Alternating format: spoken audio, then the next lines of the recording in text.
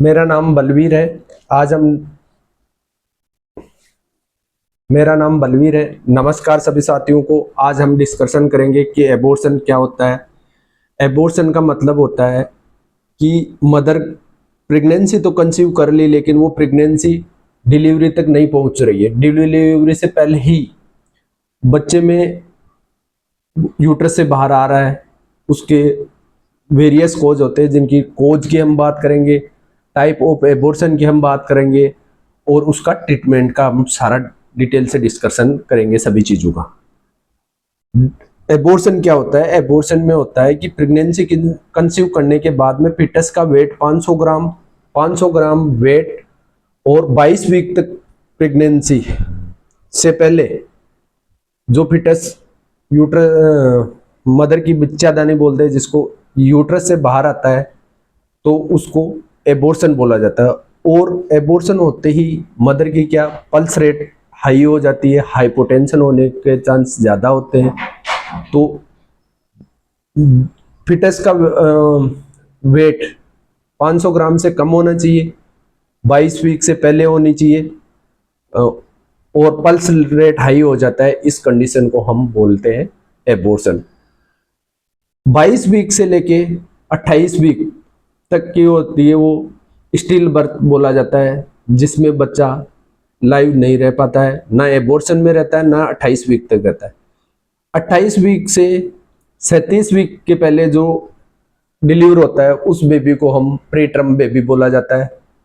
और वो depend upon सर्पक्सटेंस होता है, जो बच्चे के लंग्स मैच्योरिटी के बारे में बताते हैं। उस पर डिपेंड करता है लंग्स मैच्योर हुए या नहीं हुए। तो जिस फिटस के लंग्स मैच्योर हो वो सरवाइव करेगा, अदरवाइज वो नहीं करेगा। अब है फिटस 75% प्रेगनेंसी होती है, वो 16 वीक से पहले ही एबॉर्ट हो जाती है। 90% कपल्स को ये नहीं पता होता है कि प्रेगनेंसी कंसीव हो गई तो हमारे को क्या क्या प्रिकॉशन करते हैं। ये एक सबसे बिग प्रॉब्लम है।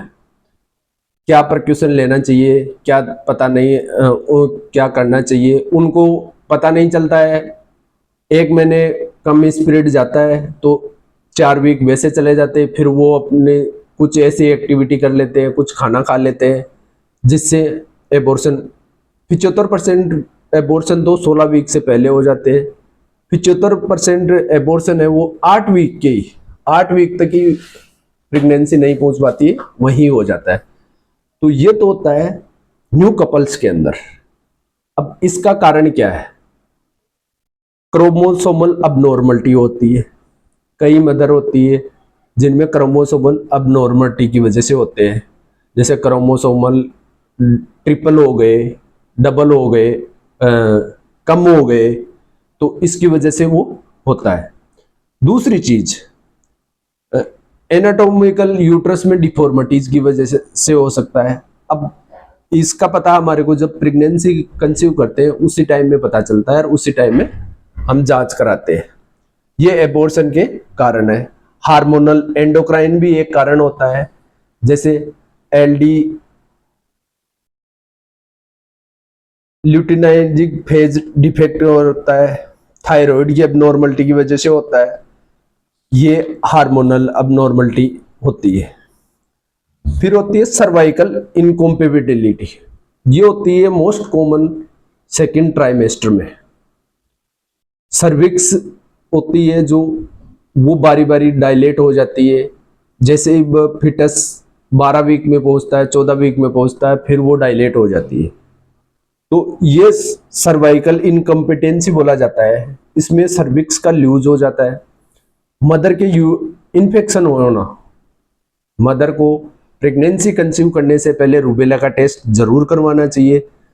टीनी एज में गर्ल्स को रूबेला की वैक्सीन लेनी चाहिए। इससे क्या है, और वैक्सीन जैसे आपने टीनी प्रेगनेंसी की प्लानिंग की, आपने करवाया, रूबेला टाइटर पॉजिटिव आता है, तो आपको वैक्सीन लेना है। वैक्सीन लेने के 3 महीने तक आपको प्रेगनेंसी प्लान नहीं करना है। क्यों? प्रेगनेंसी प्लान इसलिए नहीं करना है क्योंकि वो जो रूबेला की मेडिसिन है वो टेट्रोलॉजिकल इफेक्ट दिखाती है और फिटस में साइड इफेक्ट आते हैं। तो इस चीज का हमारे को ध्यान रखना। ये तो मुख्य मुख्य हमारे कोज हो गए। अब टाइप ऑफ एबॉर्शन। एबॉर्शन होता है 7 टाइप का, मुख्य मुख्य 7 टाइप का एबॉर्शन होता है, जिसमें थ्रेटेंड एबॉर्शन है, इनवाइटेबल एबॉर्शन है, कंप्लीट एबॉर्शन है, इनकम्प्लीट एबॉर्शन है और सेप्टिक एबॉर्शन है। हैबिचुअल एबॉर्शन बोला जाता है, जो बारी बारी होता है उसको, और रिकरेंट एबॉर्शन या हैबिचुअल एबॉर्शन होता है, और मिस एबॉर्शन होता है जिसमें मदर को पता ही नहीं चलता है कि एबॉर्शन हुआ या नहीं हुआ।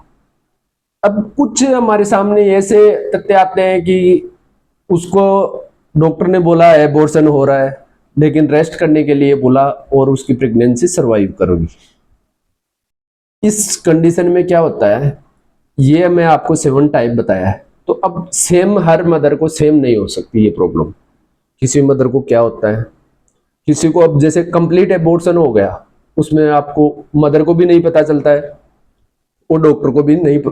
डॉक्टर के पास जाते हो तो डॉक्टर बोलता है कि आपका तो फीटस बाहर आ गया, जो आपके ओवम और स्पर्म का से जाइगोट बना था वो बाहर आ गया, तो आपको नहीं पता चलता है, तो डॉक्टर उसमें कुछ नहीं कर सकता। थ्रेटेंड एबॉर्शन होता है, उसमें प्रेगनेंसी सरवाइव कर सकती है मदर, फिटस को 37 वीक तक 38 वीक तक लेके जा सकती है। उसमें कंडीशन होती है कि उनको प्रोजेस्टेरोन हार्मोन की टेबलेट दी जाती है, रेस्ट बताया जाता है, रेस्ट फुल रेस्ट मदर को रेस्ट करवाना होता है, और हेवी वेट नहीं उठाना है। अपने एब्डोमेन को उठने बैठने का भी उनको तरीका सिखाया जाता है कि कैसे उठना है, कैसे रहना है। थ्रेटेंड एबॉर्शन में आप प्रेगनेंसी को सरवाइव कर सकते हो। थ्रेटेंड का मतलब है आपको धमकी मिल रही है कि एबॉर्ट हो जाएगा। इस कंडीशन में क्या होगा, स्पॉट लाइक मदर को हल्की हल्की ब्लीडिंग होगी। उसी कंडीशन में मदर को देखना है और अपने ट्रीटिंग डॉक्टर से संपर्क कराना है, सावधान रहना है।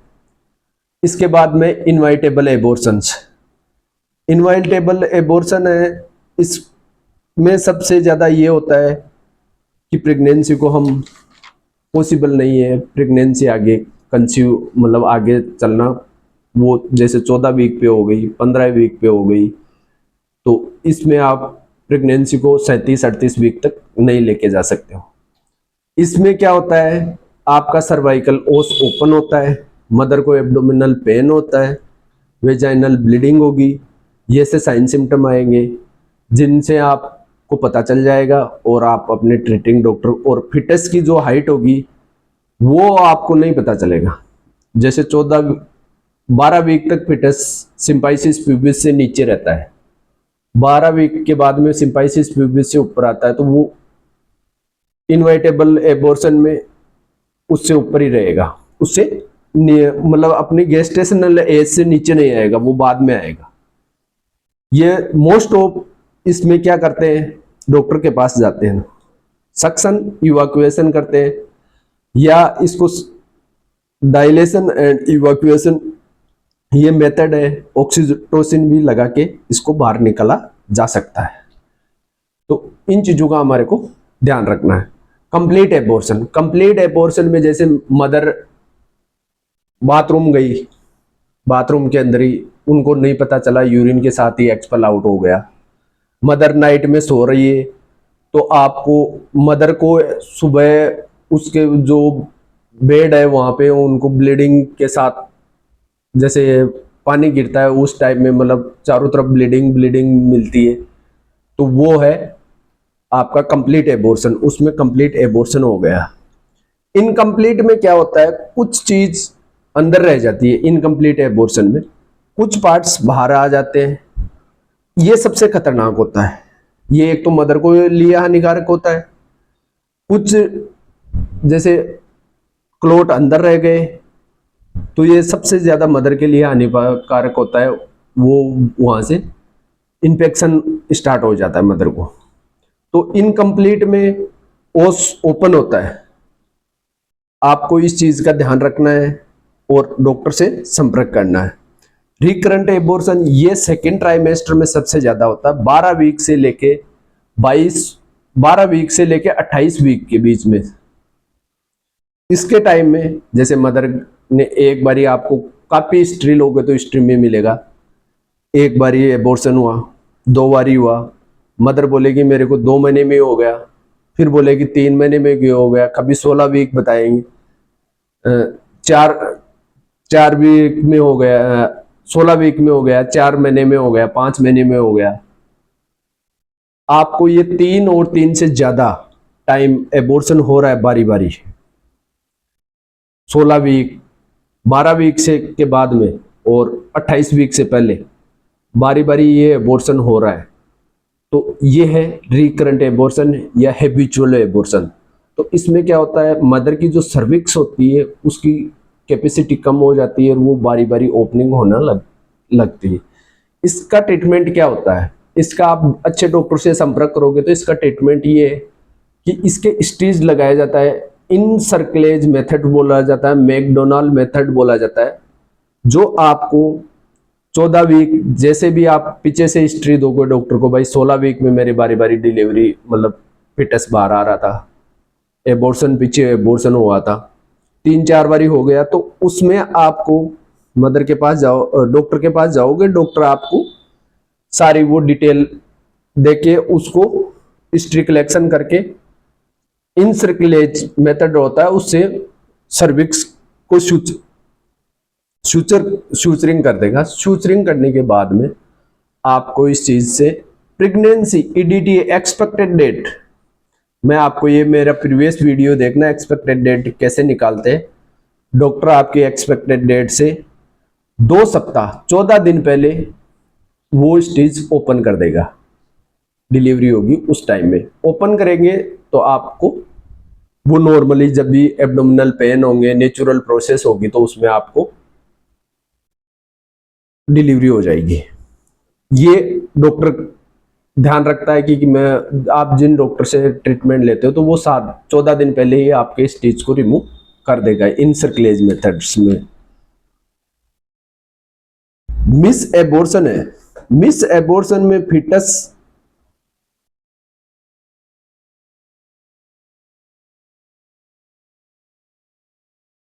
मिस एबॉर्शन का मिस का मतलब होता है मिस, मतलब कहीं ना कहीं छूट गया, यूट्रस के अंदर भी रह जाता है, बाहर भी आ जाता है।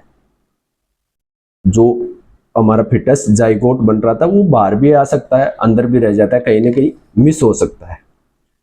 फंडस की हाइट इसमें डिक्रीज होता है। प्रेगनेंसी के साइन सिम्टम आपको गायब हो जाते हैं, बीटा एसीजी आपका नेगेटिव आना स्टार्ट हो जाता है। मिस एबॉर्शन के अंदर फिटल हार्ट की रेट एब्सेंट होती है, फिटल हार्ट साउंड आपको नहीं सुनाई दी जाती है। इसी में कुछ अंदर रह गया तो उससे आप प्रोजेस्टेरोन वगैरह, प्रोस्टाग्लैंडिन है, टेबलेट देके आप बाहर कर सकते हो। सक्शन इवैक्यूएशन मेथड्स के द्वारा कर सकते हो, डायलेशन इवैक्यूएशन मेथड से आप बाहर निकाल सकते हैं। ऑक्सीटोसिन भी इसमें यूज किया जाता है। अब है सेप्टिक एबॉर्शन। सेप्टिक एबॉर्शन में होता है मदर को इन्फेक्शन हो गया और वो भी असेंडिंग तरीके से हो गया, जैसे सर्विक्स में हो गया, वेजाइना हो गया, यूट्रस हो गया, फेलोपियन ट्यूब में हो गया, ये असेंडिंग ऑर्डर के अंदर इन्फेक्शन फैल रहा है। तो इसमें आपको कैसे तो पता चलेगा, मदर का टेम्परेचर 104, 103, 104 मतलब 100 से ऊपर टेम्परेचर रहेगा, हल्का हल्का लोअर एब्डोमिनल पेन होगा, offensive purulent discharge from the vagina, vagina से ओफेंसिव प्यूरुलेंट डिस्चार्ज स्टार्ट हो जाएंगे, तो वो आपको पता चल जाएगा कि हाँ कुछ ना कुछ तो गड़बड़ हो रहा है। और प्रेगनेंसी में ओबियसली ये टेम्परेचर आएगा तो आम आदमी को भी पता है कि डॉक्टर से संपर्क करना है। कभी भी प्रेगनेंसी में टेम्परेचर है, पेन हो रहा है, वोमिटिंग हो रही, तो अपनी मर्जी से मेडिसिन नहीं लेनी है। ये 2-3 टाइप का, 3 ग्रेड का होता है। फर्स्ट ग्रेड में ये यूट्रस के अंदर होता है, सेकंड में यूट्रस फेलोपियन ट्यूब ओवेरी तक पहुंच जाता है, और थर्ड स्टेज के अंदर क्या होता है, पेरिटोनाइटिस, एब्डोमेन तक ये आपका पहुंच जाता है। एब्डोमेन तक जाता है तो ये होल बॉडी इन्फेक्शन फैला देता है, ये एबॉर्शन होता है। अब रही बात कि एबॉर्शन में होता है 10 से 15% होता है, वो एबॉर्शन होता है जो नॉर्मली इंसान अपनी गलतियों से हो गया। जैसे मदर कपल्स थे, उनको पता नहीं चला, कपल्स है वो इकोनॉमिक स्ट्रांग नहीं है, कपल्स को पहले से बच्चा है और 1 साल में फिर प्रेगनेंसी हो गई, तो ये एबोर्ट करवाया जाता है ऐसे एबॉर्शन को। ये 10 से 15% है। 10 से 15, और जैसे ह्यूमन टेररिज्म के द्वारा भी जो ये होते हैं, इनको एबोर्ट करवा के बाहर निकाला जाता है। 10 से 15% है एबॉर्शन।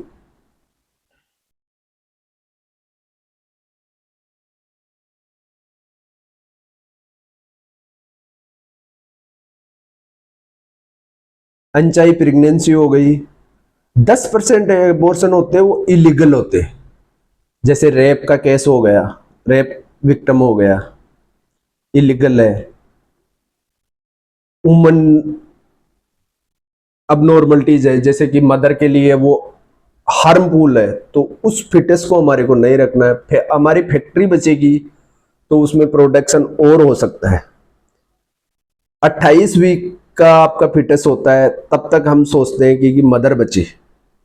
28 वीक के बाद में मदर को नहीं बचाना है, मदर को तो बचाना ही बचाना है, लेकिन बाद में फोकस करते हैं कि फिटस को बचाना है। फिटस को इसलिए बचाना है कि 28 वीक बहुत ज्यादा होते हैं।